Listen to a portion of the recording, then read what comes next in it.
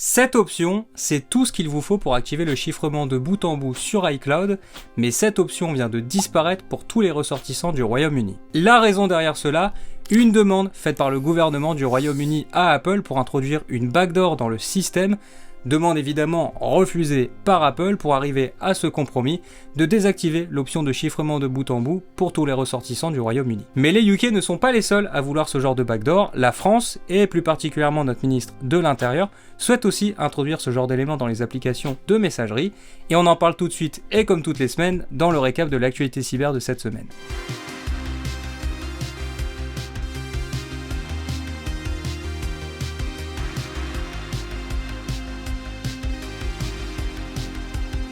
Pour Bruno Retailleau, notre ministre de l'Intérieur français, vouloir chiffrer ces données signifie qu'à la base nous avons forcément quelque chose à cacher, ce qui n'a absolument aucun sens. Car lorsqu'il dit cela, et encore plus dans le contexte de défense de sa loi pour la lutte contre les narcotrafiquants, ce qu'il insinue derrière, c'est qu'on ne devrait pas avoir de problème à ne pas chiffrer nos données au quotidien. En faisant cela, et utilisant allègrement un biais d'omission, le ministre de l'Intérieur oublie que ce n'est pas forcément du gouvernement et de son espionnage dont nous avons peur, mais aussi des data leaks. Et c'est aussi ce qu'a rappelé Apple en annonçant la fin du chiffrement de bout en bout au Royaume-Uni, rappelant qu'à date, le chiffrement est l'unique moyen de protection pour les utilisateurs qu'ils peuvent activer facilement pour se prémunir de la dangerosité des data leaks. Le Royaume-Uni et la France ne veulent en ce moment qu'une seule chose, obtenir une backdoor dans ses architectures, que ce soit sur iCloud ou sur des applications de messagerie comme WhatsApp ou Signal, utilisant le chiffrement de bout en bout. Par tous les moyens, chaque gouvernement défend sa proposition pour ces backdoors, que ce soit à coup de lutte contre les cybercriminels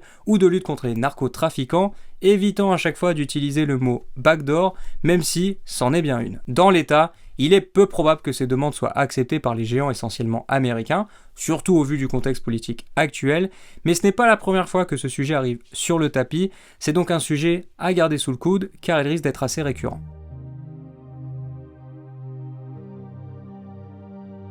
Autre point d'attention que j'aimerais vous remonter cette semaine, c'est la prolifération des faux sites se faisant passer pour DeepSeek. Ce genre d'attaque, plus connu sous le nom de Brain Impersonation, l'équivalent de l'usurpation d'identité pour une entreprise, vise à reproduire en tout point un site, mais ayant des objectifs évidemment bien différents, dans notre cas, voler des données personnelles et de la crypto. Pour voler vos données personnelles, rien de plus simple, c'est tout simplement un formulaire sur le site dans lequel vous rentrez vos données, mais les attaquants ont aussi mis en place un faux reCAPTCHA qui en réalité lorsque vous cliquez dessus, copie quelque chose dans votre presse-papier, qui est une commande pour installer le malware Vidar. Pour rappel, le seul et unique site de DeepSeek c'est deepseek.com, les autres sites n'étant que des tentatives des attaquants pour vous voler.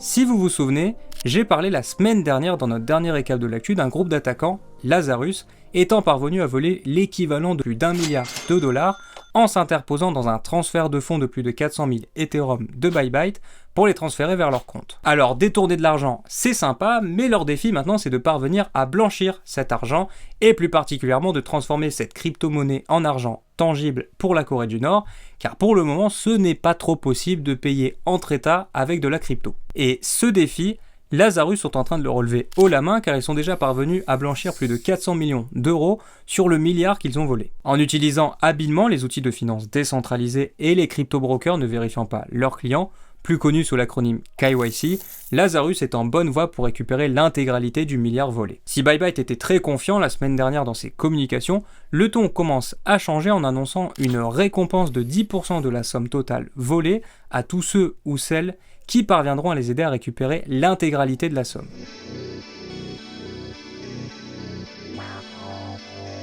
L'info pour finir cette semaine sera celle de Microsoft étant parvenu à faire une avancée majeure dans l'ordinateur quantique en produisant le premier processeur au qubit topologique. Construit à partir de semi-conducteurs d'un nouveau genre, aussi inventé par Microsoft qu'ils ont décidé d'appeler topoconducteur, la puce Morana 1 représente un vrai pas en avant dans l'informatique quantique stable, fiable et de confiance. Google et Microsoft ont pris deux chemins complètement différents pour le développement de l'ordinateur quantique, Microsoft étant donc le premier à proposer un processeur au cœur topologique et fiable, construite selon eux à partir d'une matière développée atome après atome. Si j'ai attendu un peu avant de vous partager cette information, c'est notamment pour pouvoir lire et comprendre l'avis des autres scientifiques et experts dans ce domaine qui sont eux beaucoup plus sceptiques à l'annonce de Microsoft, notamment en ce qui concerne cette nouvelle matière et son utilisation dans le processeur, sans preuve actuellement. En tout cas, le prochain sujet de l'ère quantique semble être autour de la fiabilité et de l'intégration que vont proposer les cloud providers,